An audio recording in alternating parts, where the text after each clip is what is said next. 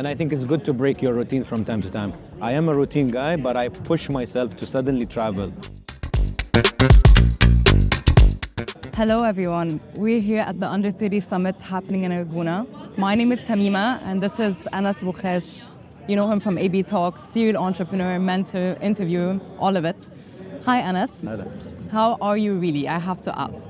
I feel light. Yeah? Yeah. Oh, that's nice. Feel good. That's good. It's a beautiful day. Yeah, alhamdulillah. Laguna is welcoming us really nicely. I wanted to just kind of ask you about something that I think we all wonder about. We're always wondering, like big CEOs like Elon Musk or whatever, they must have some daily routine, some daily habit for them to be where they are. Wake up at 5 a.m., have some celery juice, all that. What's yours?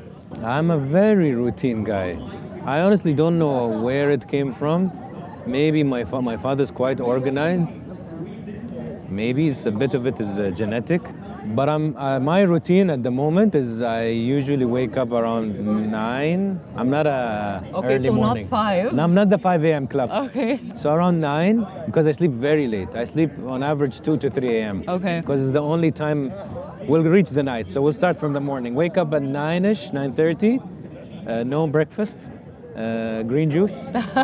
There must be some green juice I there, like of it. course. Gym straight away. Oh. Gym, and sometimes I'll do the sauna and the ice bath, which is a great combo.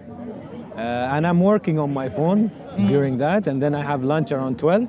Okay. Then I go to the office. And then I stay in the office till around 7 maybe. Yeah. And then maybe if I have my kids' day. And after that is the time that I slowly start to disconnect or try to do something that I want to do, dinner or a bit of a show. But I only get to really disconnect is when everybody sleeps.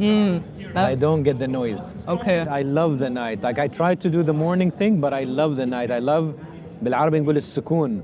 This extra quiet of the night that traffic stops, birds stop chirping, no WhatsApps. It's just, I love it. Yeah. And that's where I really enjoy.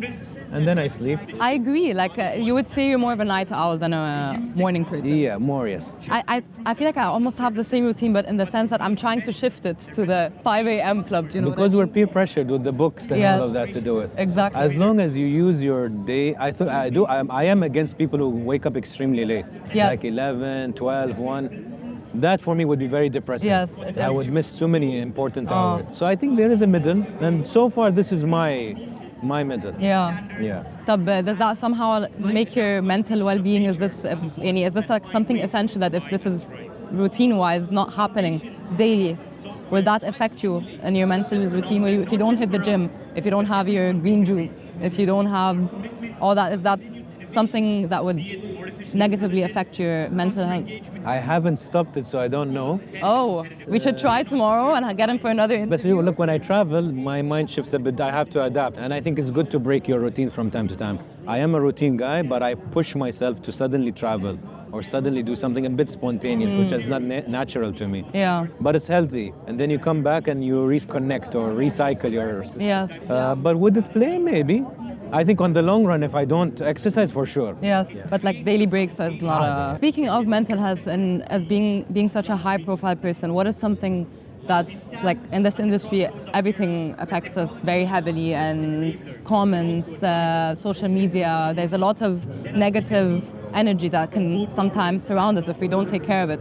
What is something for you that you do to de-stress from all that, and how does all this affect your mental well-being, and what do you do to soothe that? It's a tricky question because you can give TikTok answers, but I want the real answer. I'm sitting with Anass Bukhash. I'm not expecting the TikTok answers. You won't get that. I think it's a collection of things. Honestly, it's not one. It's not like a magic formula. I mean, even you, Tamim, if you look at your life, you have to think of your buckets of needs. I think we need maybe good food, we need shelter, we need family bonds, we need socializing, we need to feel important, we need sometimes validation, you need sleep, you need exercise for your brain. I think once you build an ecosystem that is generally healthy and you try to give everything its fair share, including yourself.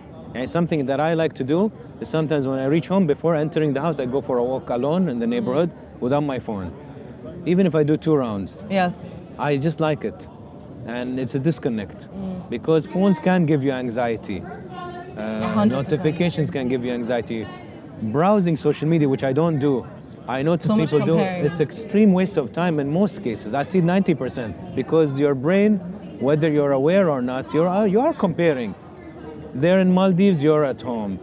He has a six-pack. You start to subliminally, at least, Constantly. you can say as much as you can. It does. And the night, and you think, oh, my screen time was 6 hours. You should be asking, what the hell did I do with 6 hours? It is such a waste of time. What am I doing? 6 hours of me receiving content rather than creating. Yes. What am I doing? Did I read a book or did We I get do sucked something? Did I into call that. my parents? So I think that I love social media, but it's a two-edged sword. You use it properly, you be the master, not the slave. Yeah. I think that's so important. When we're generally slavish Yeah. to it because it's so entertaining. Yeah. It's a very And you conniving get slave. locked in it. Master. You get locked in. And you see people are like, oh, where did the time go? Yeah. No discipline. Yeah. So I think the collection, I have a good family, good friends, good job that I love.